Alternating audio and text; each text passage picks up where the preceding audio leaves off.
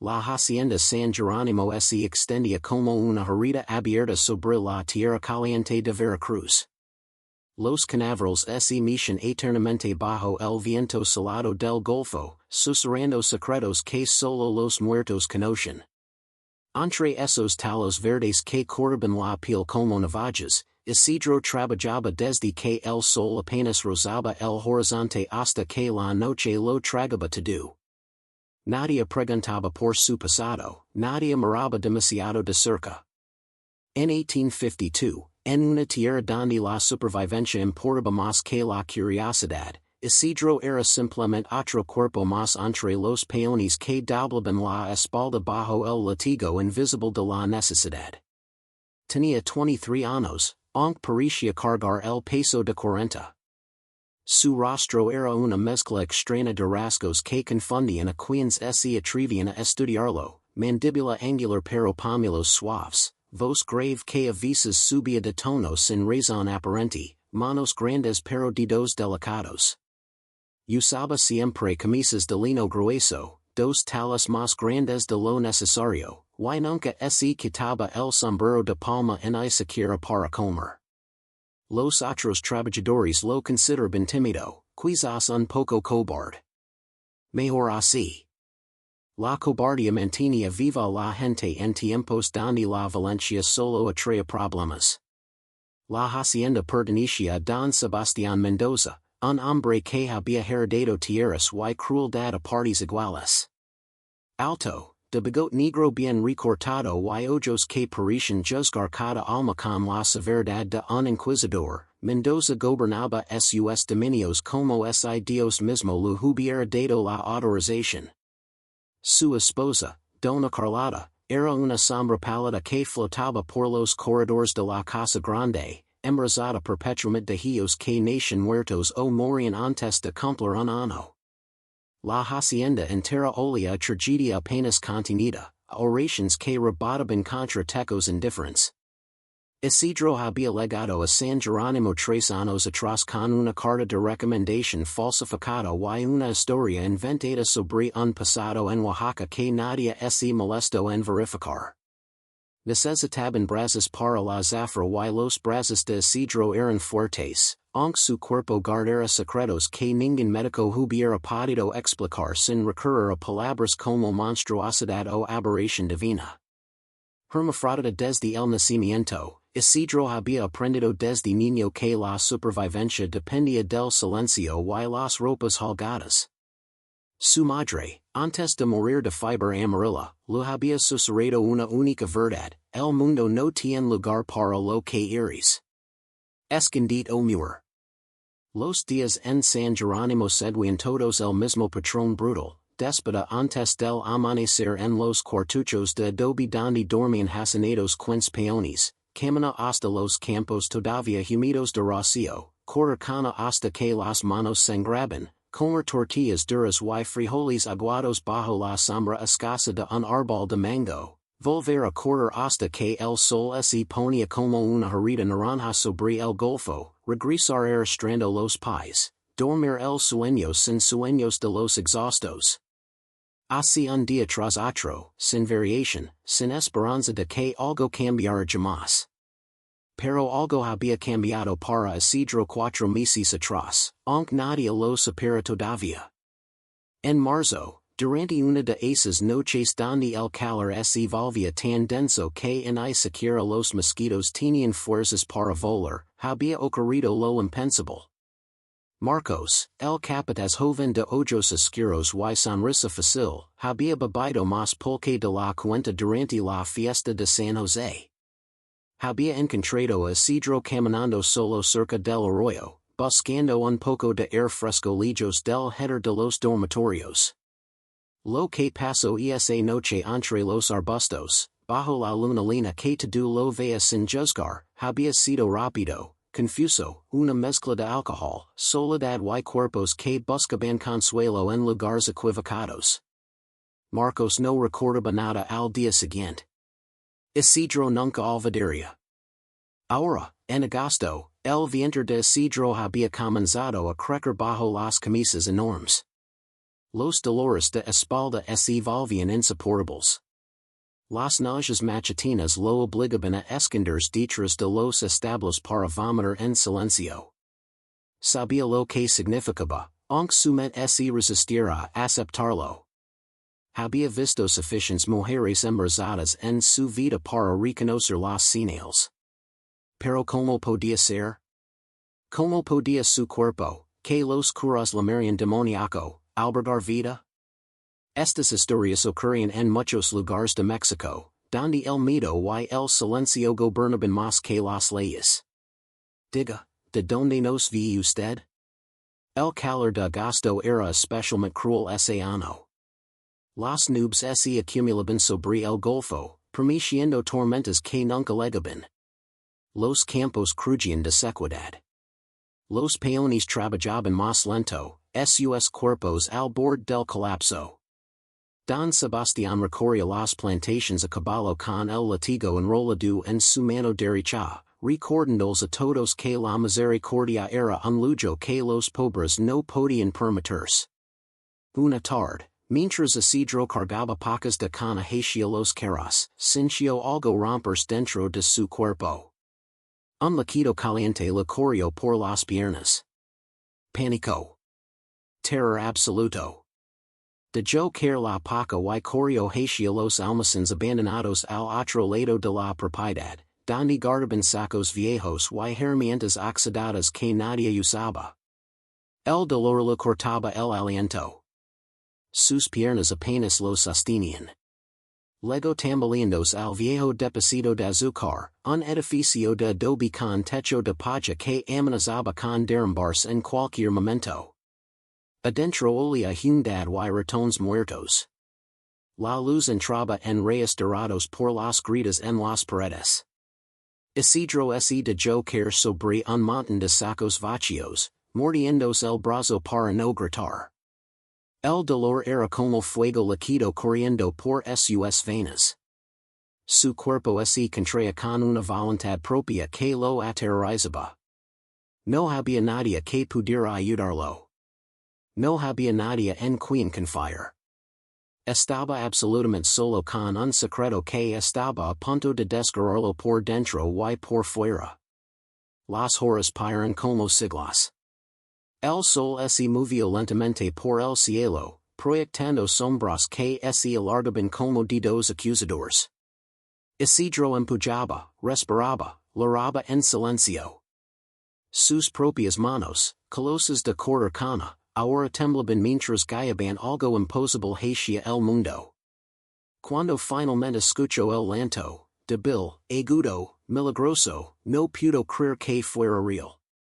Un niño pequeño, arrugado, cubierto de sangre y milagro. Sus propios labios ahogaron el grito de alegría y terror que amenazaba con escapar. Lo limpió con su camisa, lo envolvió en un saco limpio que encontró en una esquina. El bebé dejó de llorar cuando Isidro lo acercó a su pecho, como si supiera instintivamente que el silencio era su única oportunidad de sobrevivir. Isidro pasó esa noche en el almacén, escuchando la respiración diminuta del niño contra su pecho. Afuera, la vida de la hacienda continuaba normal. Nadie lo había extrañado. Nadie preguntaría dónde había estado. Mañana tendría que regresar al trabajo como si nada hubiera pasado. Pero ¿y el niño? ¿Qué haría con el niño? La respuesta vino 2 días después, de la peor manera posible. Rosa, la partera del pueblo que a veces venía a la hacienda para atender a las esposas de los trabajadores, había escuchado rumores extraños, un llanto de bebé cerca de los almacenes viejos, manchas de sangre en el suelo de tierra. Movida por la curiosidad o quizás por algo más oscuro, había seguido las señales hasta encontrar a Isidro alimentando al niño con leche de cabra robada de los establos. Lo que Rosa vio la dejó paralizada de horror. No era solo un hombre con un bebé. Era algo que su mente católica no podía procesar. Cuando Isidro la vio en la puerta del almacén, supo que todo había terminado. Los ojos de rosa reflejaban asco, miedo y una especie de fascinación morbida que era peor que el odio puro. Dios santo, susurró Rosa persignandos tres veces. Iris una abominación. Rosa corrió a contarle a todos los que quisieran escuchar. Y en una hacienda donde el chisme era el único entretenimiento disponible, todos querían escuchar. Para el anochecer, la historia había llegado a oídos de Don Sebastián, magnificada y distorsionada hasta convertirse en algo aún más grotesco de lo que realmente era. Las voces de estos campos todavía susurran historias que la historia oficial nunca contó. Si quer conocer cómo termina esta verdad enredada, inscribáis en el canal y activ la campanita para seguir estas sombras del México olvidado. Don Sebastián escuchó el relato completo de boca de Rosa en su estudio privado, rodeado de retratos de ancestros que parecían juzgar desde sus marcos dorados. Su rostro no mostró emoción alguna mientras la mujer describía lo que había visto, pero sus nudillos se pusieron blancos al apretar los brazos de su silla de cuero. Cuando Rosa terminó, temblando y esperando alguna reacción, Don Sebastián simplemente sintió y le dio dos monedas de plata. Habla de esto con alguien más y te hago correr la lengua. ¿Entendido? Rosa sintió frenéticamente y salió corriendo. Esa noche Don Sebastián no pudo dormir. Caminó por los corredores de su casa como un fantasma, pasando frente al cuarto donde Dona Carlota dormía sola, llorando en sueños por los hijos que nunca crecerían. Bajo a su capilla privada, un espacio pequeño pero ornamentado, con un Cristo de marfil y una Virgen de Guadalupe con vestido bordado en oro. Se arrodilló frente a la Virgen y rezó durante horas, pero sus oraciones no pedían misericordia o comprensión. Pedían fuerza para hacer lo que consideraba su deber sagrado. Al amanecer, con los ojos rojos pero la voz firme, Don Sebastián hizo un juramento que haría temblar los cimientos mismos de San Jerónimo. Virgen Santa, Madre de Dios, te juro por mi salvación eterna que borraré esta blasfemia de mis tierras antes de que se ponga el sol de mañana. Este demonio disfrazado de hombre no verá otro amanecer. El amanecer del día siguiente llegó cargado de presagios. El cielo sobre Veracruz tenía un color extraño, entre gris y violeta, como si la naturaleza misma supiera que algo terrible estaba por ocurrir. Los gallos cantaron con menos entusiasmo de lo normal. Los perros de la hacienda olaban inquietos cerca de los establos. Hasta los cañaverales parecían moverse de manera diferente, como advirtiendo de un peligro invisible. Isidro despertó en el almacén viejo con el niño dormido contra su pecho. Había pasado 3 noches allí, robando comida de las cocinas cuando los cocineros dormían, alimentando al bebé con leche de cabra y oraciones susurradas. El niño era sorprendentemente tranquilo, como si entendiera que su supervivencia dependía del silencio. Isidro lo había llamado Damián en su mente, aunque sabía que nunca podría bautizarlo, nunca podría darle un nombre real, un lugar en el mundo. Mientras amamantaba al niño esa madrugada, su cuerpo produciendo leche como si fuera la cosa más natural del mundo, aunque nada en su existencia había sido natural jamás, Isidro sintió algo cambiar en el aire. Un silencio demasiado profundo. Los sonidos habituales de la hacienda despertando no llegaban hasta el almacén, ningún grito de capataces apurando peones, ningún tintineo de herramientas siendo recogidas. Solo silencio. Se asomó cautelosamente por una grita en la pared. Lo que vio le heló la sangre. Don Sebastián estaba organizando una búsqueda. Una docena de hombres armados con machetes, rifles viejos y antorchas se reunían frente a la casa grande. El hacendado, montado en su caballo negro, daba órdenes con voz que retumbaba como trueno. Quiero a esa cosa encontrada antes del mediodía. Vivo o muerto, no me importa. quien lo traiga recibir 20 pesos de plata. 20 pesos. Una fortuna para hombres que ganaban 3 pesos al mes. Isidro entendió inmediatamente que no habría lealtad, no habría compasión. Lo cacerían como a un animal por esa cantidad. Entre los hombres reconoció rostros familiares, Esteban, con quien había compartido tortillas 1000 veces, Félix, que lo había enseñado a identificar las mejores canas. Incluso Marcos, el capataz de ojos oscuros que era padre del niño sin saberlo, estaba allí con un machete al cinto y expresión decidida. Isidro se apartó de la grita con el corazón golpeando las costillas. Tenía que huir. ¿Pero cómo? ¿A dónde? La hacienda estaba a kilómetros del pueblo más cercano. Los caminos eran vigilados, los campos abiertos no ofrecían escondite. Y llevaba un bebé de 3 días que podía empezar a llorar en cualquier momento. Pensó rápido. Al este de la hacienda había un manglar pantanoso que se extendía hasta la costa. Los hombres odiaban entrar allí, mosquitos del tamaño de pajaros, serpientes venenosas, barro que te tragaba hasta las rodillas. Pero era su única opción. Si lograba llegar al manglar antes de que lo vieran, quizás podría esconderse el tiempo suficiente para pensar en un plan real. Envolvió al niño lo más ajustado posible contra su pecho usando tiras de tela rasgadas de su camisa. Se aseguró de que la cabecita estuviera cubierta para protegerla del sol. Damián se removió un poco, pero no logró. Un niño milagroso. Esperó hasta que escuchó a los hombres dispersarse en diferentes direcciones, sus voces alejándose. Entonces salió del almacén por la parte trasera, agachándose entre los arbustos secos. El sol ya estaba alto, el calor era brutal. Cada paso que daba parecía resonar como tambor de guerra.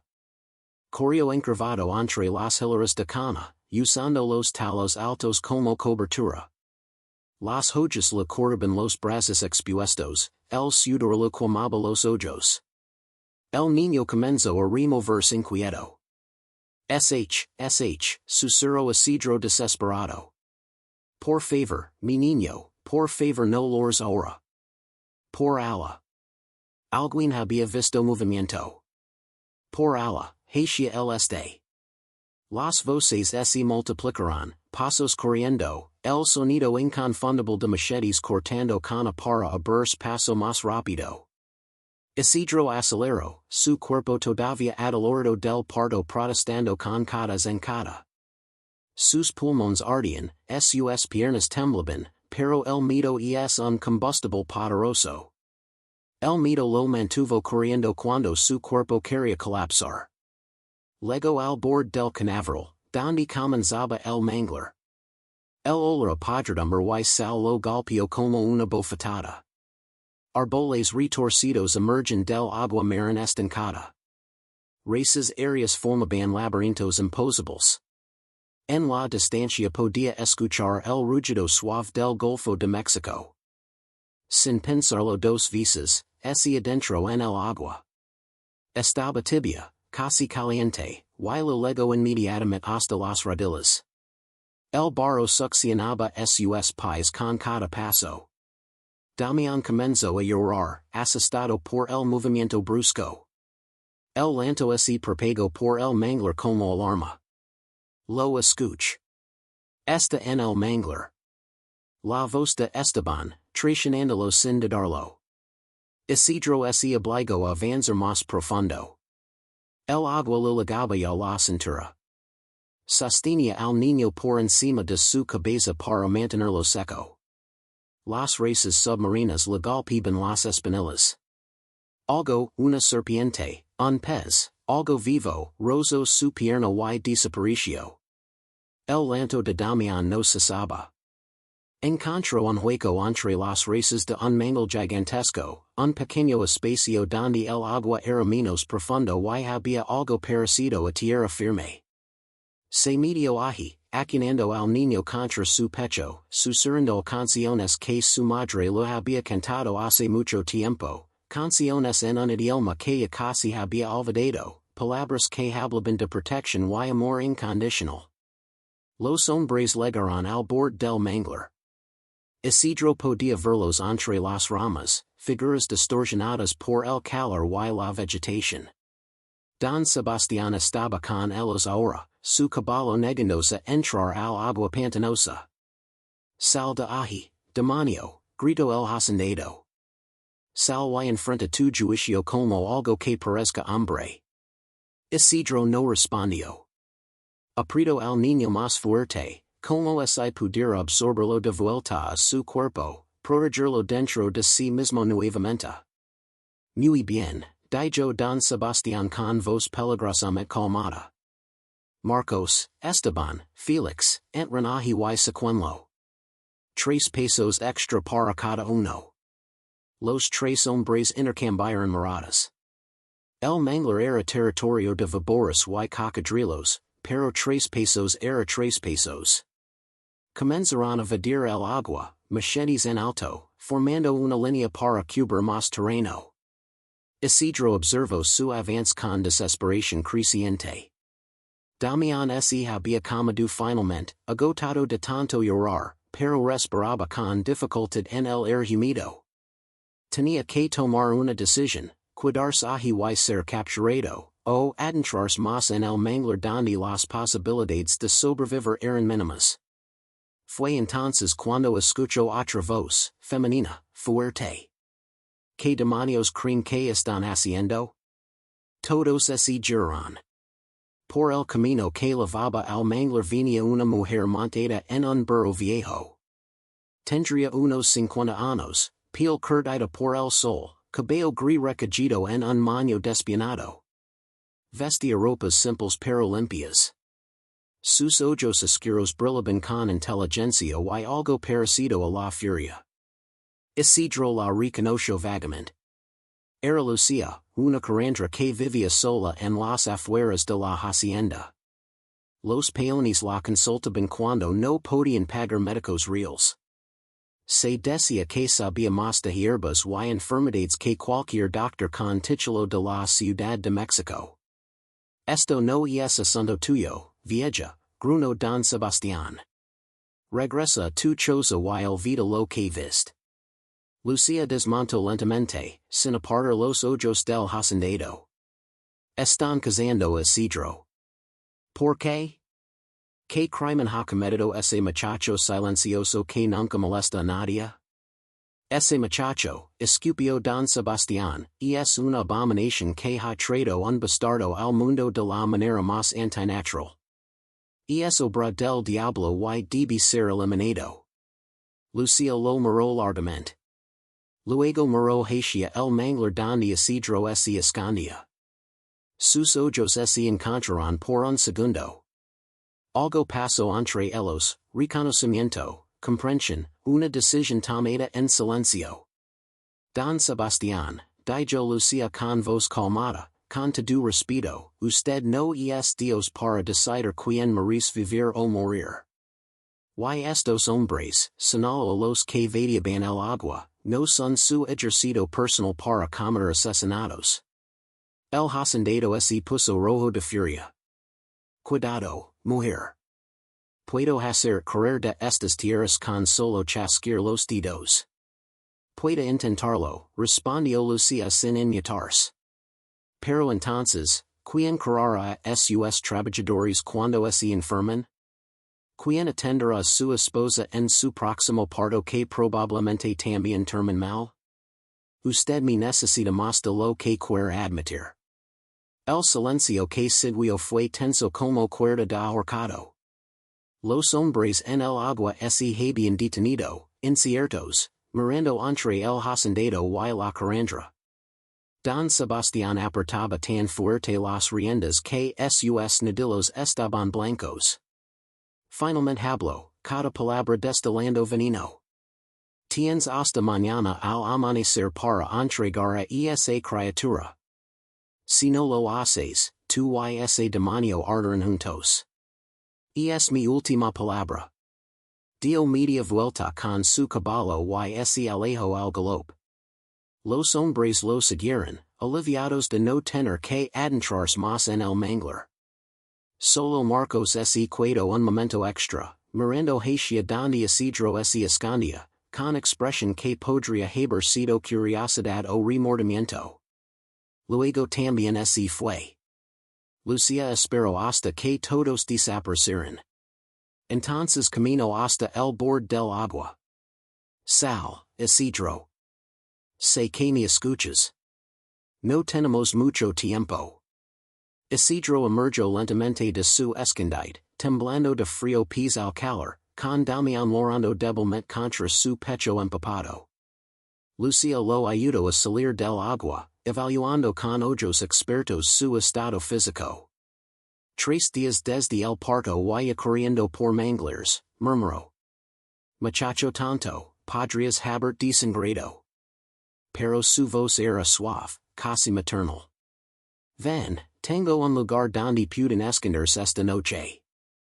Mañana veremos qué milagro podemos inventar. La choza de Lucía estaba construida en un claro del bosque, lejos de la hacienda principal pero todavía dentro de los límites de las tierras de Don Sebastián.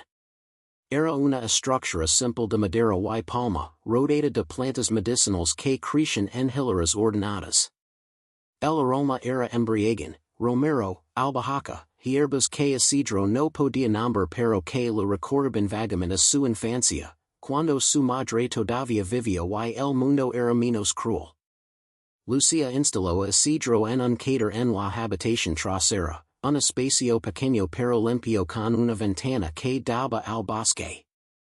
Le trajo agua caliente, trapos limpios y una tintura amarga que lo obligó a beber. Para prevenir infecciones, explicó mientras examinaba su cuerpo con manos expertas y sin juicio. Tuviste suerte. Todo sano relativamente bien, pero necesitas descansar o tu cuerpo no aguantará. Damián moraba hambriento. Lucía preparó una mezcla de leche de cabra con miel y la alimentó al niño usando un trapo limpio empapado en el líquido. El bebé succionó con desesperación, sus manitas diminutas cerrándose en puños. Es un niño fuerte, observó Lucía. A pesar de todo, es fuerte. Eso es bueno. Vía necesitar esa fuerza. Isidro la observaba con lágrimas corriendo silenciosas por sus mejillas. ¿Por qué me ayudas? ¿Tú también piensas que soy una abominación? Lucía dejó de alimentar al niño y miró a Isidro directamente. Sus ojos oscuros contenían décadas de historias no contadas. He visto muchas cosas en mi vida, muchacho. He visto a hombres santos violeninas. He visto a mujeres devotas envenenar a sus maridos. He visto a sacerdotes bendecir ejércitos que masacraban pueblos enteros. ¿Y sabes que aprendí? Que Dios no habita donde la gente dice que habita. Habita en los actos de bondad cuando todo parece perdido. Habita en madres que protegen a sus hijos contra imposibles. Y tú, Isidro, sin importar que seas, has demostrado más amor en 3 días que la mayoría de la gente en toda su vida. Las palabras rompieron algo dentro de Isidro. Celoso, todo el terror y la soledad de años saliendo en una olita imparable. Lucía lo dejó llorar, su mano áspera descansando con gentileza en su hombro. Cuando Isidro finalmente se calmó, Lucía habló con voz práctica. Ahora escucha. Don Sebastián hablaba en serios. Mañana al amanecer vendrá con más hombres. Probablemente quemará mi casa con nosotros dentro si es necesario. Así que tenemos que mover antes de eso. Hay un barco que sale de Veracruz mañana al mediodía rumbo a Tampico. Conozco al capitán. Le salve la pierna de una gangrena hace 2 años. Mi Deborah este favor. Un barco. Isidro apenas podía procesar la idea. Pero como llegar al puerto? Esta a 15 kilómetros. Toda la hacienda me está buscando. Por eso saldremos esta noche, respondió Lucía. Hay una ruta a través del bosque que pocos conocen. Era un camino de contrabandistas en tiempos de la colonia. Nos llevará directo a los muelles sin pasar por el pueblo. Pero es peligroso, jaguars, serpientes. Y don Sebastián envió scouts a vigilar los caminos, podríamos encontrarnos con ellos. Isidro miró a Damián, ahora dormido con expresión pacífica que partía el corazón. Y no lo logramos, nos atrapan. Entonces moriremos sabiendo que lo intentamos, dijo Lucía simplemente. ¿Que es mejor que morir sin haber luchado? Paran el resto del día preparándose. Lucía empacó provisions, tortillas, cecina seca, un odor con agua, vendajes, tinturas medicinales. Lu dio a Isidro ropa limpia y un rebozo para cargar al niño más cómodamente. Mientras trabajaban, hablaron. Lucía contó su propia historia. Había nacido en un pueblo de la sierra, hija de una curandera nawa. Aprendió el oficio de su madre, quien lo había aprendido de su abuela, en una línea de conocimiento que se remontaba siglos.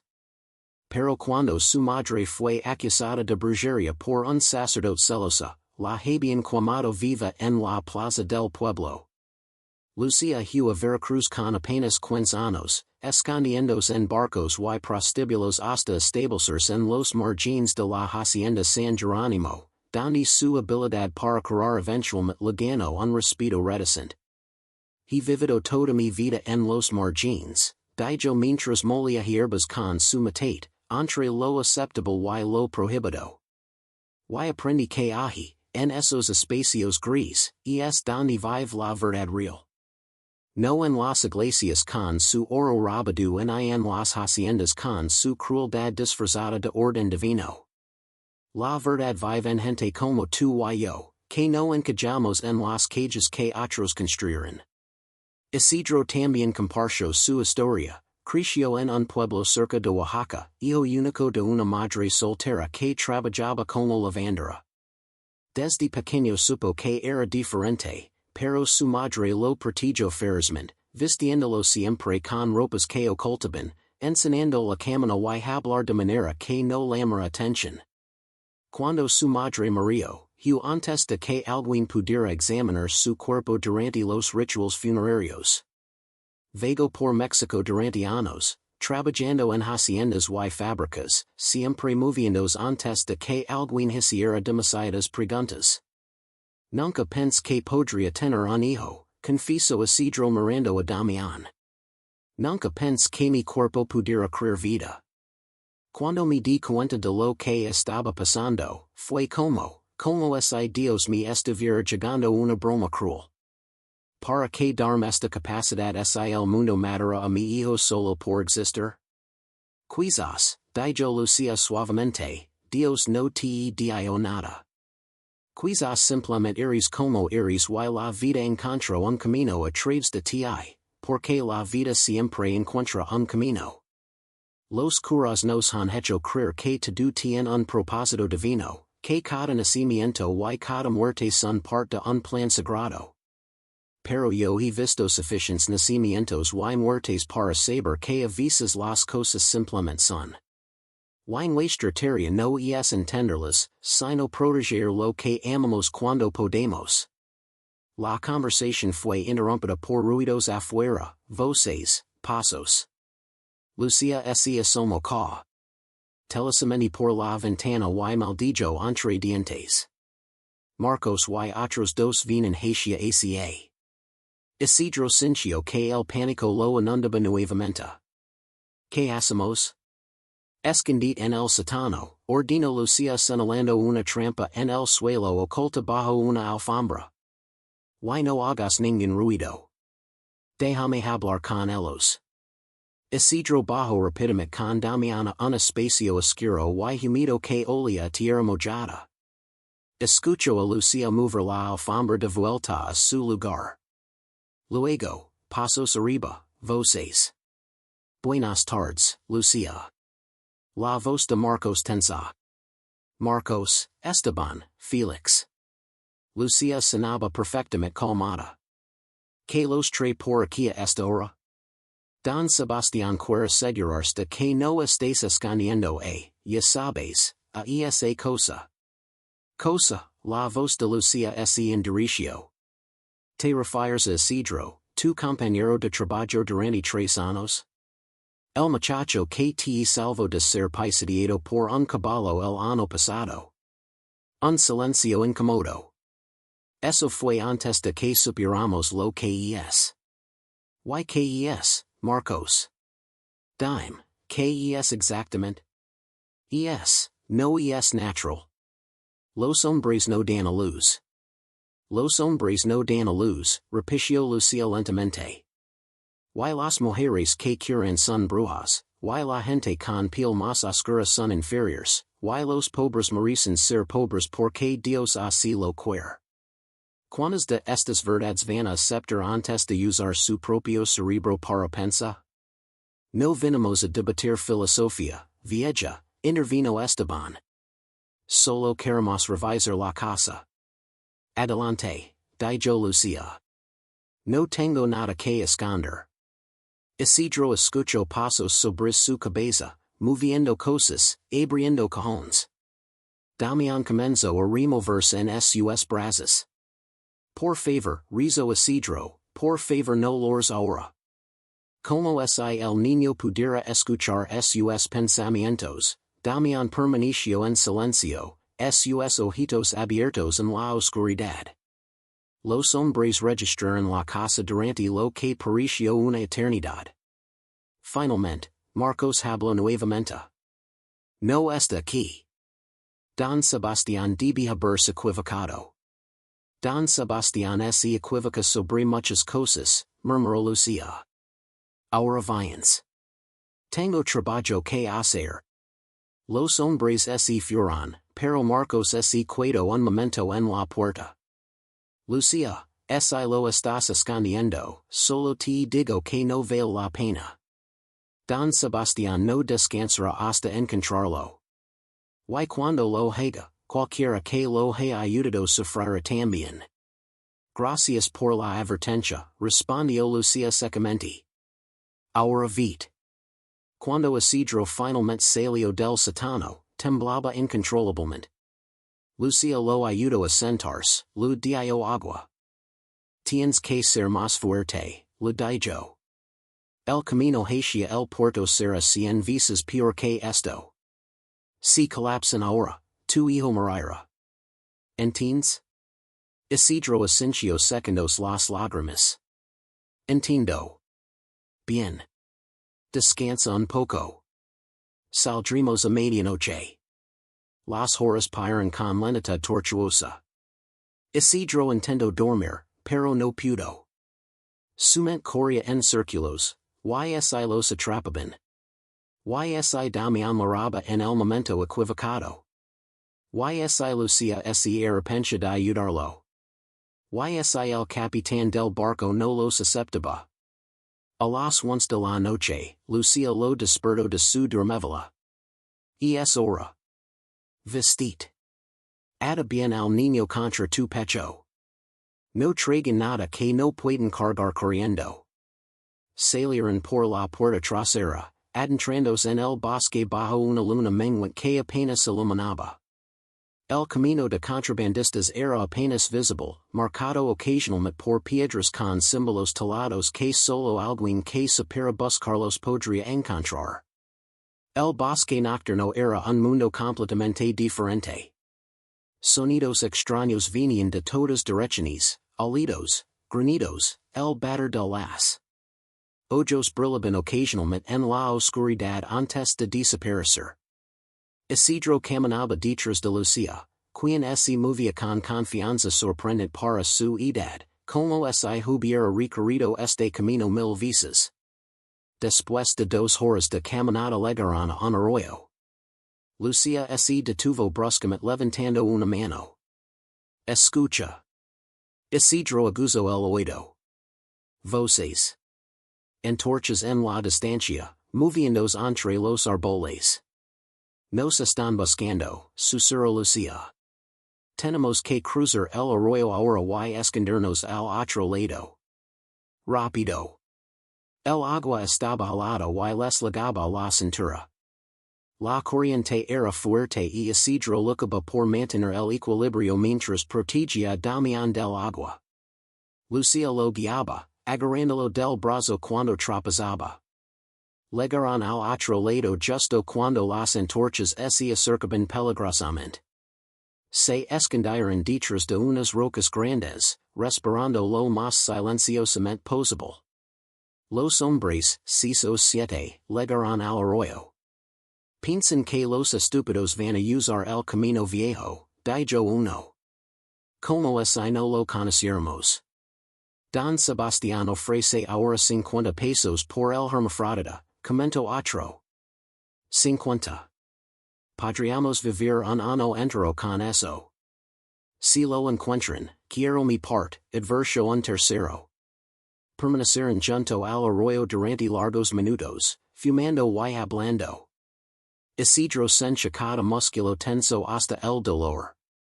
Damián comenzó a removerse. No, pensó Isidro desesperado. No ahora, por favor. El niño abrió la boca y Isidro rápidamente puso su dedo en la boquita de Damián, dejando que succionara. El niño se calmó, chupando el dedo como si fuera alimento. Finalmente, los hombres se movieron hacia el norte siguiendo el arroyo. Lucía esperó 10 minutos más antes de arriesgarse a continuar. Vamos. Tenemos que llegar al puerto antes del amanecer. El resto de la noche fue una nebulosa de dolor, miedo y determinación. Los pies de Isidro sangraban dentro de sus garachas. Su cuerpo, todavía recuperándose del parto, protestaba con cada paso. Pero seguía adelante, un pie delante del otro, porque detenerse significaba muerte. Cuando finalmente los árboles se aclararon y escucharon el rugido del océano, el cielo comenzaba a aclarar en el este. Habían llegado a los muelles de Veracruz justo cuando los pescadores comenzaban su día. Lucía los llevó a un barco viejo pero bien mantenido llamado La Esperanza. Habló brevemente con un hombre de mediana edad con barba gris, el capitán. Hubo intercambio de palabras tensa. Luego el capitán miró a Isidro y Damián largamente. Pueden esconderse en la bodega hasta que salgamos del puerto, dijo finalmente. Pero en Tampico están solos. No puedo protegerlos más allá de eso. Y es suficiente, dijo Isidro con voz quebrada por la gratitud. Y es más que suficiente. Lucía abrazó a Isidro fuertemente. Suelta a ese niño y cuídate tú.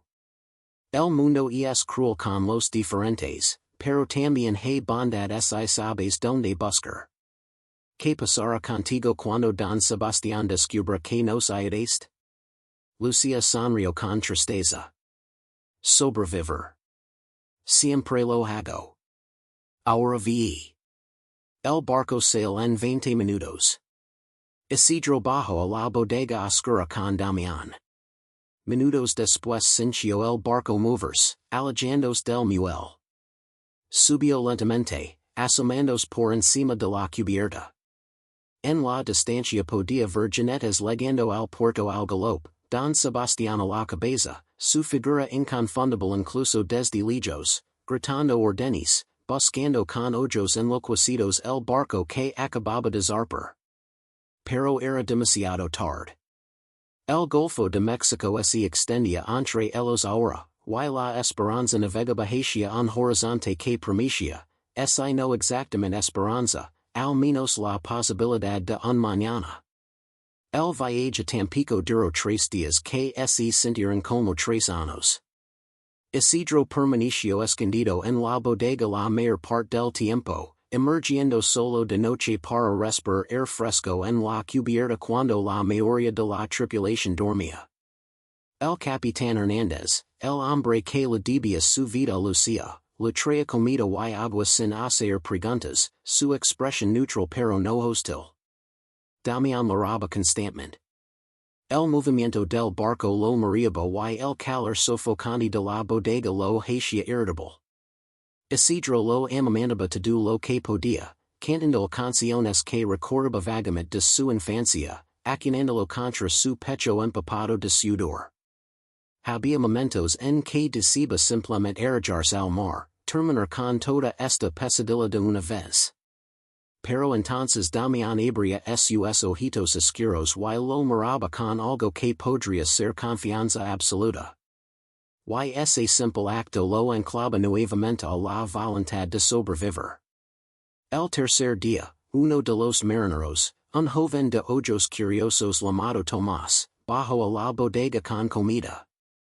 Se quedó mirando a Isidro durante un momento incómodo. ¿Es verdad lo que dicen? Preguntó finalmente. ¿Qué eres ambas cosas? Isidro no respondió, abrazando a Damián protectoramente. Tomás se sentó en una caja de madera sin intención aparente de irse. Mi hermana era así, bueno, no exactamente, pero diferente. Nació con sis dedos en cada mano. El cura dijo que era marca del diablo, que debían cortárselos. Mis padres los dejaron. Ella nunca los perdonó.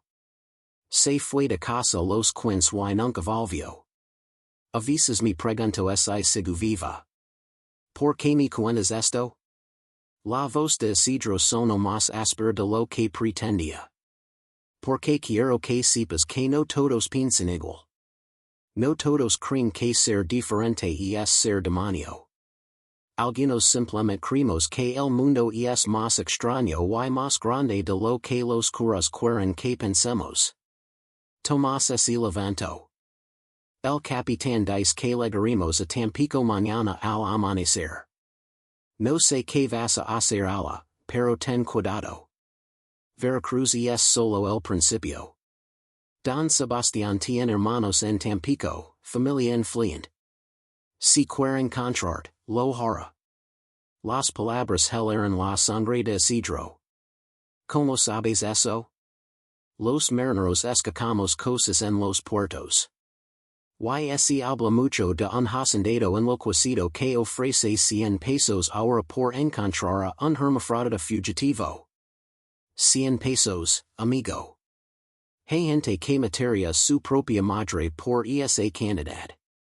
Cuando Tomás se fue, Isidro comenzó a temblar incontrolablemente. 100 pesos. La recompensa había aumentado. Don Sebastián no solo quería encontrarlo, quería hacerlo público, convertirlo en una cacería que todo México conociera. Esa noche, Isidro casi no durmió. Aquino a Damián, memorizando cada detalle de su carita, la curva de sus labios diminutos, las pestañas largas, la forma de sus orejas. Si algo le pasaba a él, al menos había conocido a su hijo, al menos había amado y sido amado por este ser pequeño que no sabía que el mundo lo consideraba imposible. Al amanecer, el grito de tierra resonó por todo el barco. Isidro subió a cubierta, protegiendo a Damián del sol naciente. Tampico emergía de la niebla matutina, una ciudad portuaria con edificios coloniales desmoronándose entre construcciones más nuevas, palmeras meciéndose en la brisa, el olor inconfundible de pescado y humanidad concentrada. El capitán Hernández se acercó mientras los marineros preparaban el desembarque. Escucha con atención. Los hermanos Mendoza controlan buena parte del comercio en Tampico. Tienen ojos en todos los muelles. No puedo esconder mucho más sin poner en riesgo a mi tripulación, pero conozco a alguien que quizás pueda ayudarte. Se llama Padre Miguel. Es Jesuita, lo cual significa que es más flexible en sus creencias que los franciscanos o dominicos. Su iglesia está en el barrio pobre, cerca de los esteros. Viaje, del que Hernández te envió. Quizás tenga compasión. Un sacerdote. Isidro no pudo ocultar su escepticismo. Los curas habían sido sus enemigos toda su vida. Este es diferente, o al menos eso dicen. No te prometo nada, pero es tu mejor opción ahora.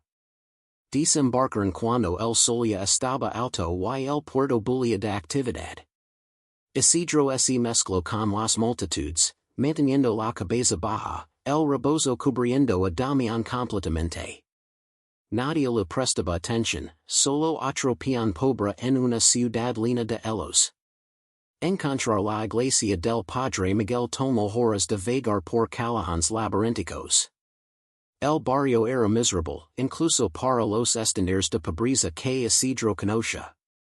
Chozas de madera podrida se apilaban unas sobre otras. Niños descalzos jugaban en charcos de aguas residuales. El hedor era casi insoportable. La iglesia era un edificio modesto de adobe con un campanario que se inclinaba peligrosamente. La puerta estaba abierta y Isidro entró, sus ojos necesitando un momento para ajustarse a la penumbra. Un hombre de unos 40 años estaba arrodillado frente al altar rezando. Al escuchar pasos se giró. Tenía rostro delgado, ojos inteligentes detrás de anteojos con marco metálico y una sonrisa que parecía genuina cuando vio a Isidro. Bienvenido, hijo. ¿Vienes a confesar, a pedir bendición para el niño? El capitán Hernández me envió, dijo Isidro directamente. No tenía energía para rodeos. Dijo que quizás podrías ayudarme. La sonrisa del padre se desvaneció levemente, reemplazada por algo más cauteloso pero no hostil. Hernández solo envía gente cuando los problemas son seriosos. Ven, hablemos en privado. Lo llevo a una habitación pequeña detrás del altar que servía como oficina, dormitorio y comedor todo en uno. Lo ofreció agua y pan duro. Isidro bebió con desesperación. No se había dado cuenta de cuánta sed tenía. Ahora, dijo el padre Miguel sentándose frente a él, cuéntame tu historia. Toda. No te preocupes, lo que digas aquí no saldrá de estas paredes. Así que Isidro contó todo, su nacimiento diferente, años escondiendos, el encuentro con Marcos, el embarazo imposible, el parto solitario, la cacería, la huida. Mientras hablaba, observaba el rostro del padre, esperando ver asco, horror, condena. Pero solo vio atención profunda y, al final, algo que podría ser tristeza. Isidro, dijo el padre después de un largo silencio, la iglesia enseña muchas cosas sobre lo que es natural y lo que es pecado. Pero yo he visto suficiente sufrimiento en este mundo para saber que Dios trabaja de maneras que ningún teólogo pueda explicar completamente. ¿Eres diferente? Sí. ¿Es tu hijo un milagro o una abominación? Depende de quién lo mire. Para mí, cualquier niño que sobrevive contra tales probabilidades es un milagro. Las lágrimas corrieron por el rostro de Isidro. Entonces, ¿me ayudarás? Quiero hacerlo, pero debes entender la situación. Los Mendoza no solo controlan Tampico, tienen conexiones hasta Monterrey y Ciudad de México. Si don Sebastián realmente ha puesto 100 pesos en tu cabeza, cada cazador de recompensas, cada criminal, cada hombre desesperado en 3 estados te buscará. No puedes quedarte en Tampico. No puedes quedarte en México, probablemente. Entonces, ¿qué hago? ¿A dónde voy? El padre Miguel se levantó, camino hasta una ventana pequeña que daba a las chozas miserables del barrio. Hay gente que ayuda a los que huyen. No puedo dejar más sin ponerlos en peligro, pero puedo contactarlos. Quizás pueden llevar al norte, cruzar el río Bravo. En Texas hay comunidades donde preguntan menos, donde un hombre puede desaparecer si lo necesita. Texas, repitió Isidro. El norteamericano. Otra frontera, otro idioma, Otra vida imposible que tendría que construir desde cero. Es tu mejor opción. Quédate aquí esta noche. Mañana vendrá alguien. Mientras tanto, descansa. Tú y tu hijo están seguros en casa de Dios. Pero esa noche la casa de Dios fue profanada de la manera más brutal. Isidro despertó con el sonido de puertas siendo derribadas, gritos, antorchas iluminando la oscuridad. Agarró a Damián y corrió hacia la ventana trasera, pero ya había hombres allí también. Estaba rodado. Don Sebastián Mendoza entró personalmente a la habitación, su rostro iluminado por la luz danzante de las antorchas.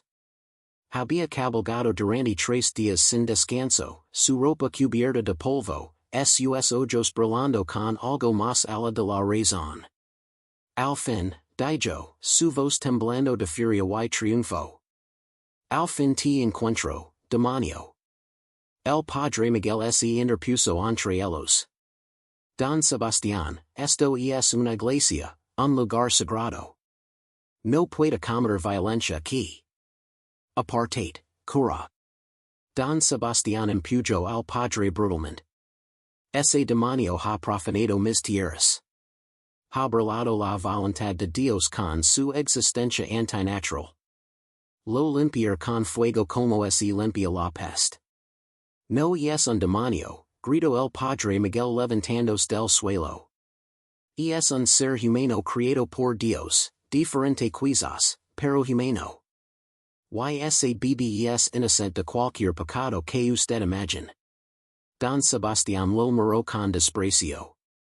Tú también estás infectado por el diablo si defiendes esto. Quizás debería reportarte al obispo. Ver que piensa de un jesuita que protege abominations. Se giro hacia sus hombres, días de ellos armados con pistolas y machetes. Tráiganmelo. Y traigan al bastardo también. Los hombres avanzaron y Isidro retrocedió hasta la pared. Sin options, sin salidas. Damián miraba, sintiendo el terror en el ambiente. Uno de los hombres, no era Marcos esta vez, sino un cazador de recompensas profesional con cicatrices que contaban historias de violencia, extendió la mano hacia el bebé. No, susurró Isidro. Por favor, no. Dámelo y quizás tu muerte si rápida, gruñó el cazador. Fue entonces cuando el Padre Miguel hizo algo inesperado, agarró un candelabro pesado de bronce del altar y lo estrelló contra la cabeza del cazador. El hombre cayó como saco de piedras. Gritó el Padre. Por la sacristia. Hay un túnel. El chaos estalló. Los hombres de Don Sebastián atacaron al Padre. Isidro corrió hacia donde había señalado, encontrando una puerta oculta detrás de una cortina.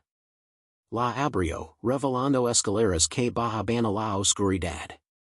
Escuchó disparos detrás de él. El grito del Padre Miguel cortado abruptamente.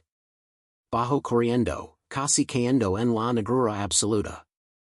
Sus manos encontraron paredes húmedas de tierra. Era un túnel, tal como el Padre había dicho, probablemente construido para contrabando o escape en tiempos de persecución religiosa. Corrió a ciegas, tropezando. Damián miraba contra su pecho. Detrás escuchaba voces, pasos, antorchas iluminando el túnel. Lo seguían. Por supuesto que lo seguían. El túnel se bifurcaba. Izquierda o derecha. Eligió izquierda instintivamente. Mal movimiento. Terminaba en una pared de tierra derramada. Callejón sin salida. Se giró. Las antorchas se acercaban. Las voces más claras. Por aquí. Lo tenemos acorralado. Isidro se apretó contra la pared, buscando desesperadamente alguna salida, algún milagro. Sus manos encontraron algo, una grita en la pared, lo suficientemente grande para que quizás, solo quizás, pudiera esconder a Damián adentro. Tomo la decisión más difícil de su vida en 2 segundos. Beso a Damián en la frente, susurro pertiname contra su piel suave y lo medio en la grita, cubriendo la apertura con piedras sueltas y tierra.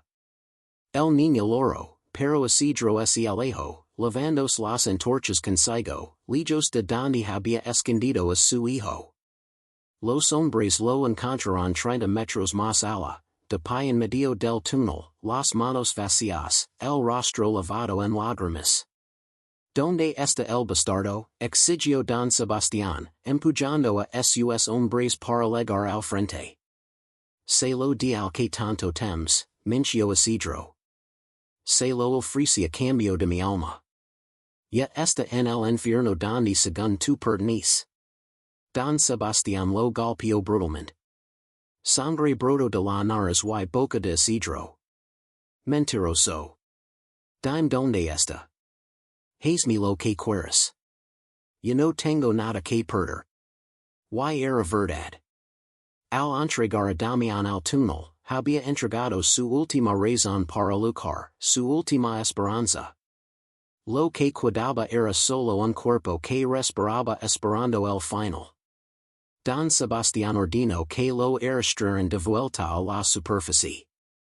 Al salir de la iglesia, Isidro vio el cuerpo del Padre Miguel tirado en un charco de sangre frente al altar.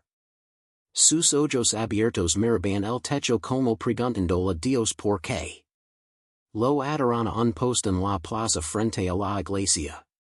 El sol comenzaba a salir, bañando Tampico en luz dorada cruel. Don Sebastián ordenó que trajeran madera, aceite. Quemaras como quemaban a las brujas, declaró.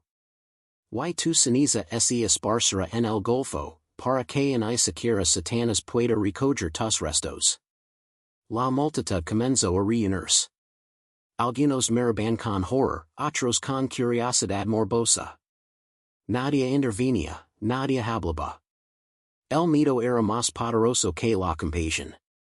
Apilaron la madera alrededor de sus pies, verdieron aceite.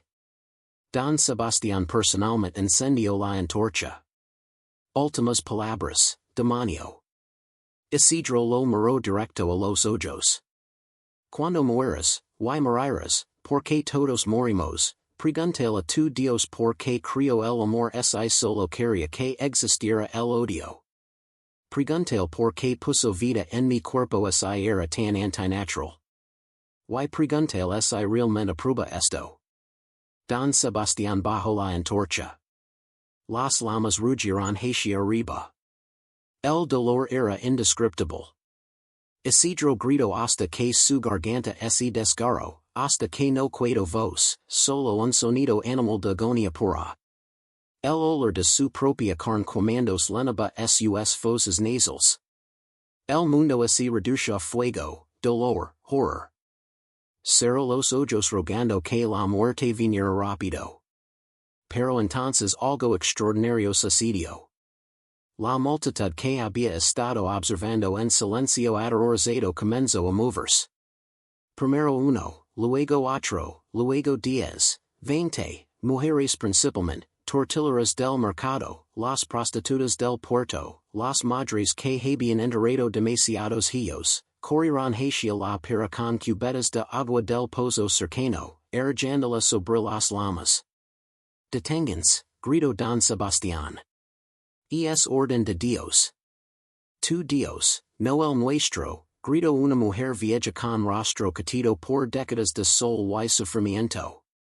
Hemos visto suficientes quemas, suficientes muertes. Suficient de hombres como tú decidiendo quién merece vivir. Los hombres de don Sebastián intentaron detener a la multitud, pero eran superados numéricamente. Más gente se unía cada segundo, trabajadores del muelle, pescadores, niños de la calle. No necesariamente porque entendieron o aprobaron lo que Isidro era, sino porque algo en la crueldad absoluta de la escena había despertado una chispa de humanidad básica. Las llamas fueron extinguidas. Isidro cayó del poste inconsciente, su cuerpo cubierto de quemaduras graves pero vivo, apenas. Manos desconocidas lo cargaron, lo alejaron de la plaza mientras la multitud enfrentaba a don Sebastián y sus hombres. Despertó 3 días después en una habitación desconocida. El dolor era constante, abrumador, pero estaba vivo. Vendajes cubrían la mayor parte de su cuerpo. El olor a ungüentos medicinales llenaba el aire. Una mujer de mediana edad con cabello gris trenzado estaba sentada junto a su cama, bordando. Cuando vio que Isidro había despertado, dejó su trabajo y lo acercó agua. Bebe despacio, instruyó. Tus quemaduras son graves. Estuviste al borde de la muerte, pero eres joven y fuerte. Sobrevivirás. ¿Quién? La voz de Isidro era un graznido doloroso. Soy SECRETO. Dirijo el bedel dos calles abajo. Mis chicas te trajeron aquí después de que la gente te rescatara. Hemos cuidado de ti desde entonces. ¿Por qué? SECRETO lo miró con ojos que habían visto demasiado. Porque yo también fui diferente una vez. Porque he visto lo que los hombres como Mendoza hacen a los que no encajan. Y porque, francamente, estoy harta de toda esta mierda. Durante las semanas siguientes, Isidro sanó lentamente. Las mujeres del bedel lo cuidaban en turnos, limpiando sus heridas, alimentándolo, contando historias para mantener su mente ocupada. SECRETO le contó que don Sebastián había sido expulsado de Tampico por las autoridades locales. El espectáculo público de la quema había sido demasiado, incluso para aquellos tiempos crueles.